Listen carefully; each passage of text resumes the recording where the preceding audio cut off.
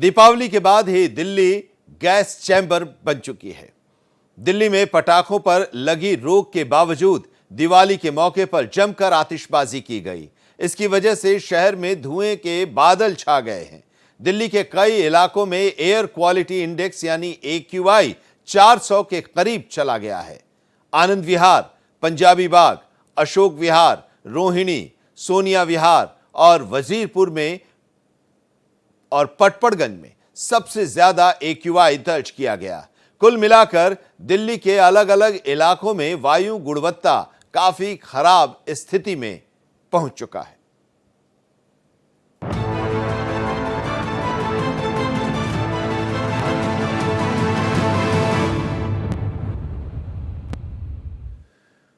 तो Delhi gas chamber में बदल गई है दिवाली के बाद। देखिए, दिल्ली के इंडिया गेट, अक्षरधाम, आनंद विहार और एम्स की तस्वीरें, और इन तस्वीरों के जरिए आप वहां के हाल का आप अंदाजा लगा सकते हैं। जहरीले धुएं की चादर नजर आ रही है इन इलाकों में।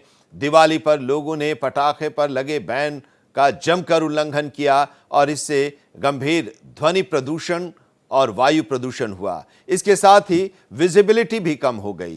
कई इलाकों में एयर क्वालिटी इंडेक्स खराब से बहुत खराब श्रेणी में पहुंच गया है। 4 तस्वीरें हैं दिल्ली के प्रमुख इलाके की। ये तस्वीरें इंडिया गेट, जहां पर लोग सुबह सुबह जाते हैं टहलने के लिए। पूरा इलाका खुला है। मोस्ट VIP इलाका यह है। इंडिया गेट से सीधे आप जाएंगे राष्ट्रपति भवन और वहां का यह नजारा आप देखिए। अक्षरधाम, ये बड़ी संख्या में लोग यहां पर आते हैं अक्षरधाम में मंदिर में दर्शन करने के लिए, घूमने के लिए, और वो इलाका वहां पर देखिए। और इस इलाके की तो तस्वीर हम हर दिन आपको दिखाते आ रहे हैं और बता भी रहे हैं कि क्या वहां पर स्थिति है, वहां की AQI क्या है। आनंद विहार, आनंद विहार एक ऐसा इलाका है जहां पर बस स्टैंड है।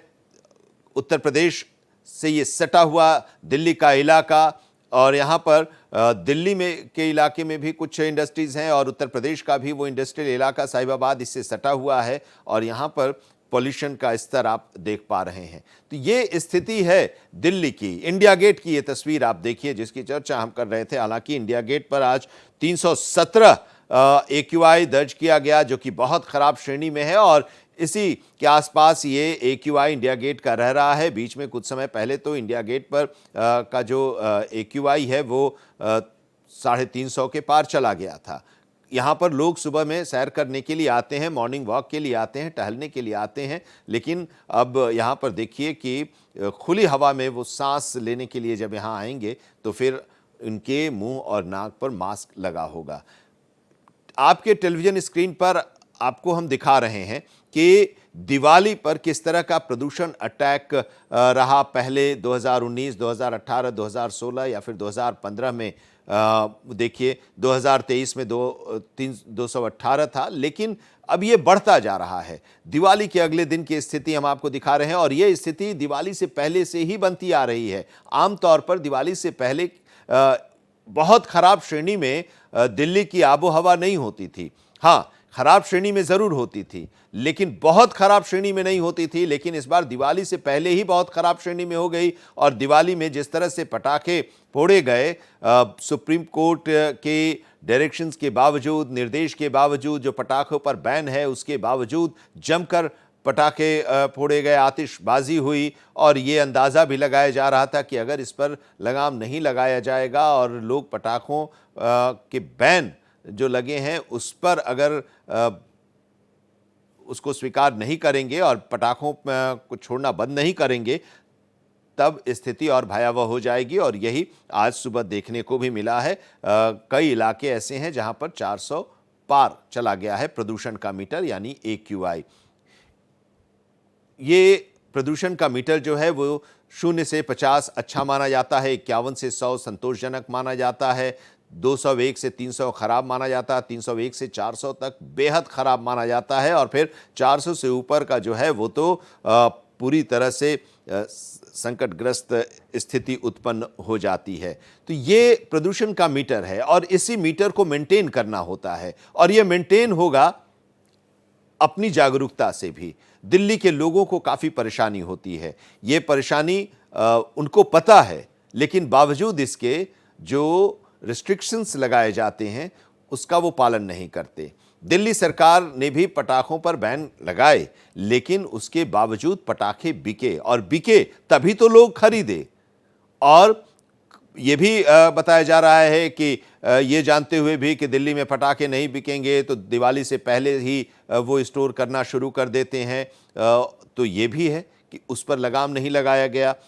2017 से पटाखों के उपयोग और बिक्री पर प्रतिबंध है दिल्ली सरकार का। लोगों से पर्यावरण के अनुकूल पटाखे और लाइट शो जैसे अधिक टिकाऊ विकल्प चुनने की अपील भी की जाती रही है, लेकिन अक्सर ही नियमों का उल्लंघन किया जाता है, और यही उल्लंघन इस बार की भी दिवाली में देखने को मिला है, जिसका असर आप इस पर्यावरण के प्रदूषण के इस लेवल से आप समझ सकते हैं। राकेश सिंह हमारे संवाददाता इस वक्त हमारे साथ जुड़े हुए हैं। राकेश जी, हम लोग लगातार बात कर रहे थे दिवाली से पहले, आज से पहले भी, जब स्थिति बहुत खराब श्रेणी में दिल्ली की पहुंच गई थी, हवा जहरीली हो गई थी, और यही कहा जा रहा था कि अगर इस पर काबू नहीं किया जाएगा तो दिवाली के बाद की स्थिति और भयावह होगी, और आज हम देख भी रहे हैं। देखिए आनंद, नियमों की जमकर धज्जियां उड़ी, इसमें कोई शक नहीं है कि दिल्ली और एनसीआर में जिस तरीके से आतिशबाजी हुई, और यही कारण है, जो सबसे बड़ी बात है, PM 2.5 का जो लेवल है वो सवेरे ही 467 पहुंच चुका था, जबकि PM 10 जो हवा में पार्टिकुलेटेड मैटर होते हैं, जो कण होते हैं, PM 10 की अगर मैं बात करूं तो उसकी जो स्थिति थी वो 394 थी, 394 थी। और यही कारण है कि सवेरे ही दिल्ली की हवा जो है वो जहरीली बन चुकी थी, और जो AQI है, जो स्तर है प्रदूषण का, वो 350 से ऊपर पहुंच चुका था। तो जरा सोचिए कि स्थिति क्या थी। जो चेकिंग पॉइंट है, जो नाकाज हैं, जहां पे पूरा मॉनिटर किया जाता है, वहां की स्थिति भी भयावह थी। तो जरा सोचिए कि नियमों की किस तरीके से धज्जियां उड़ी। सवाल ये उठता है कि जो ग्रीन पटाखे हैं, पटाखे छोड़िए, ग्रीन पटाखों पर भी बजाने पर बैन था, लेकिन यहां तो पटाखों पे पटाखे फोड़े जा रहे थे। जो यहाँ के लोग हैं, जो नागरिक हैं, वो उनको अपनी जिम्मेदारियों का एहसास नहीं था। आलम ये था कि दिल्ली की जो गलियां थी, सड़कें थी, वो धुआं हो गई थी, यानी कि पूरा आसमान जो है वो धुआं से भर गया था। चूंकि आसमान साफ है, लिहाजा प्रदूषण दिखाई तो नहीं दे रहा है, लेकिन अगर थोड़ा सा ऊपर जाएं तो आपको साफ ये नजर आएगा कि आसमान धुएं से भरा हुआ है।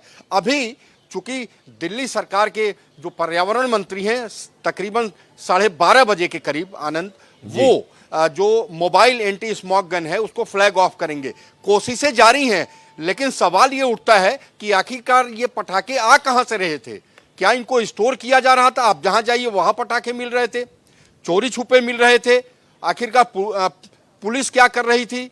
सवाल यह उठता है कि सुप्रीम कोर्ट की मॉनिटरिंग, दिल्ली सरकार ने बैन किया हुआ था, बावजूद इसके पटाखे कैसे बिक रहे थे, लोग कैसे जला रहे थे। कई जोनों में दिल्ली को बांटा गया था निगरानी के लिए, लेकिन वहां भी कोई, वहां जो पुलिस थी वो नदारद थी, वहां पे कोई भी देखने वाला नहीं था कि आखिरकार जो नियम बनाए गए हैं, पटाखों पे बैन है, बावजूद इसके कैसे ये पटाखे फोड़े जा रहे हैं। तो और दिल्ली सरकार ने इस प्रतिबंध पर अनुपालन सुनिश्चित करने के लिए 377 प्रवर्तन दल भी गठित किए थे, उसका भी कोई असर नहीं दिखाई दिया। आनंद, मैं वही बता रहा हूं कि कई जोन में बांटा गया था दिल्ली को, बावजूद इसके जो गश्ती दल था वो कहां था? प्रदूषण कैसे बढ़ा? पटाखे कैसे छूटे? सवाल इस बात का है, क्या लोगों को अपनी जिम्मेदारियों का एहसास नहीं था? अब प्रदूषण बढ़ गया है तो दिल्ली सरकार एक और प्रयास कर रही है। जो मोबाइल एंटी स्मॉग गन है उसका फ्लैग ऑफ थोड़ी देर में करेंगे, लेकिन सवाल ये उठता है कि आखिरकार जैसे ही जाड़े का मौसम चूंकि आ चुका है, जैसे ही धुंध आएगी, कोहरा आएगा, जो पार्टिकुलेटेड मैटर होते हैं, जो कण होते हैं, वो नमी में घुल करके वो नीचे आते हैं, लोगों को सांस लेना दूभर हो जाता है। तो सवाल यही उठता है कि आखिरकार जो गश्ती दल बनाए गए थे, जो निगरानी दल बनाया गया था, वो क्या कर रहा था? जमकर पटाखे चले, चाहे सरिता विहार हो, चाहे आनंद विहार हो। सवेरे ही अगर मैं सुबह की बात करूं तो जो एक यूआई लेवल था वो 350 से ऊपर था। तो अब जो है प्रयास जारी है, क्योंकि सरकार का प्रयास, जाहिर सी बात है, जहां जिस राज्य की सरकार होती है वो अपना प्रयास करती है, लेकिन लोगों को अपनी जिम्मेदारियों का एहसास होना चाहिए। आनंद, लोगों को अपनी जिम्मेदारियों का एहसास होना चाहिए, ये बड़ी बात है। और लोगों को इस जिम्मेदारी का एहसास नहीं होता है और परेशानी उन्हें ही भुगतनी पड़ती है। सांस लेने में दिक्कत होती है, घर में बच्चे हैं, घर में बुजुर्ग हैं, कई ऐसे घर में लोग हैं, कई लोग ऐसे हैं जिनको अस्थमा की बीमारी है और उनको काफ़ी दिक्कतें इस दौरान ऐसी स्थितियों में, ऐसी परिस्थितियों में होती है। तो उसका वो उस समय तो उनका ख्याल नहीं आता, वो पटाखे फोड़ते हैं और उसके बाद जब स्थिति उत्पन्न हो जाती है तो फिर सरकार, प्रशासन और बाकी जो जिम्मेदार विभाग हैं उनको वो कोसने लगते हैं, लेकिन अपनी जिम्मेदारी से वो किनारे हो जाते हैं। उनकी जो जिम्मेदारी है वो उसका निर्वहन नहीं करते हैं। पटाखे सड़क के किनारे की दुकानों पर बिकती रहीं, लोग खरीदते रहे और पटाखे फोड़े भी गए। अपनी जिम्मेदारी को लेकर आम लोगों से भी आप लगातार कांटेक्ट में रहते हैं, बातचीत करते हैं, उनसे भी इस जो स्थिति है और आने वाले दिनों में और भी स्थिति खराब होगी इसके बारे में भी आप उनसे बातचीत करते रहते हैं। वो लोग क्या कहते हैं, अपनी जिम्मेदारियों से वो क्यों भागते हैं? देखिए, सवाल ये उठता है कि ये जिम्मेदारी खुद ब खुद आनी चाहिए, किसी के कहने से जिम्मेदारी नहीं आती है। जब लोगों को दिक्कत होती है, दिल्ली एनसीआर वासियों को दिक्कत होती है, तो क्या उनका ये कर्तव्य नहीं बनता था कि वो पटाखे ना फोड़े? वो भी अगर देखिए, बात थोड़े मोड़े पटाखों की नहीं है। कल आपने स्थिति देखी होगी, आपके आसपास भी क्या स्थिति होगी आप बखूबी वाकिफ हैं, लेकिन फिर वही मैं सवाल दोहरा रहा हूं कि आखिरकार इन जिम्मेदारियों से जो दिल्ली के निवासी हैं, एनसीआर के निवासी हैं, कब तक भागते रहेंगे? ये हर साल का रोना है। जैसे ही जाड़े की शुरुआत होती है, PM 2.5, PM 10 का जो स्तर है वो काफ़ी ऊपर बढ़ जाता है। सरकार प्रयास करती है, जैसा मैंने आपको बताया कि हर राज्य की सरकार जो है प्रयास करती है कि प्रदूषण लेवल कम हो, लेकिन दिल्ली और एनसीआर की जो स्थिति है वो, चाहे आप फरीदाबाद ले लीजिए, गुरुग्राम ले लीजिए, वहाँ की भी स्थिति वही, जमकर पटाखे फोड़े गए। जैसा मैंने आपको बताया कि PM 2.5, PM 10 का लेवल कितना ऊपर चला गया था, और यही कारण है कि सवेरे जो स्तर है हवा का वो इतना जहरीला हो चुका था कि स्थिति जो है 350 के ऊपर पहुंच चुकी थी। तो अब सवाल ये उठता है कि लोग क्या अपनी जिम्मेदारी नहीं मानते?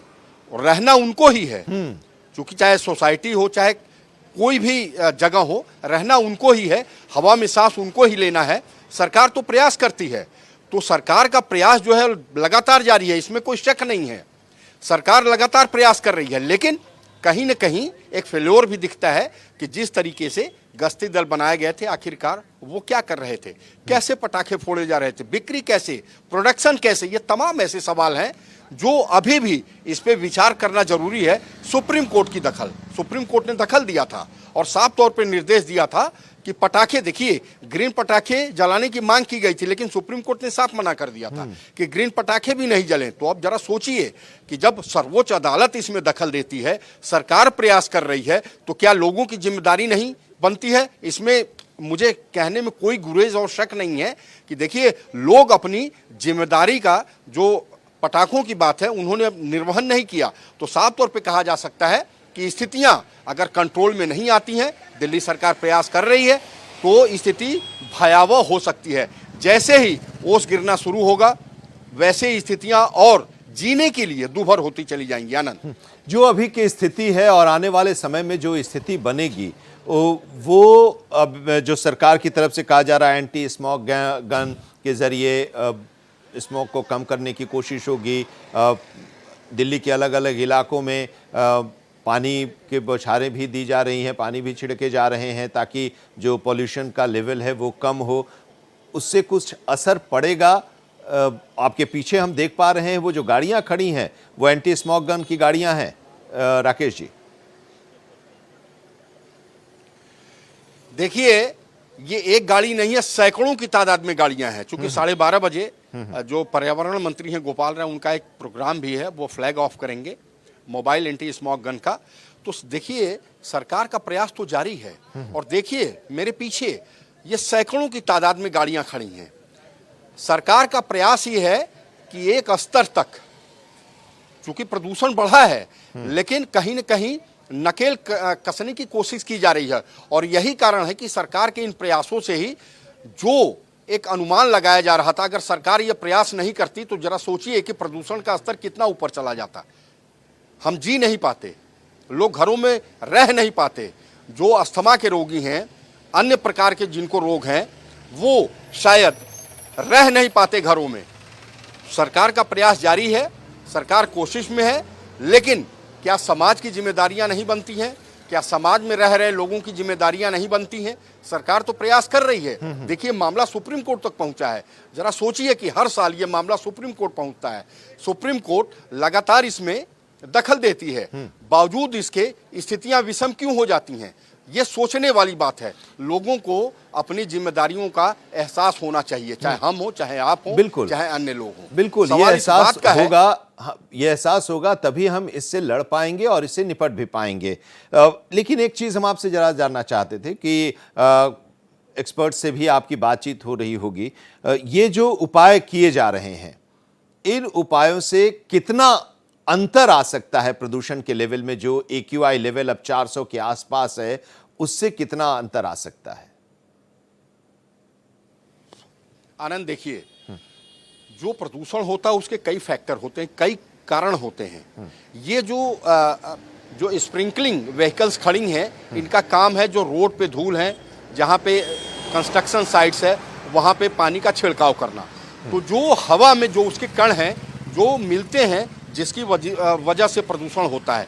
लेकिन केवल यही एक फैक्टर नहीं है। फैक्टर ये है कि हवा कई चीज़ों को, जो आसपास की चीज़ें होती हैं, उनको ऑब्जर्व, उनको सोखती है।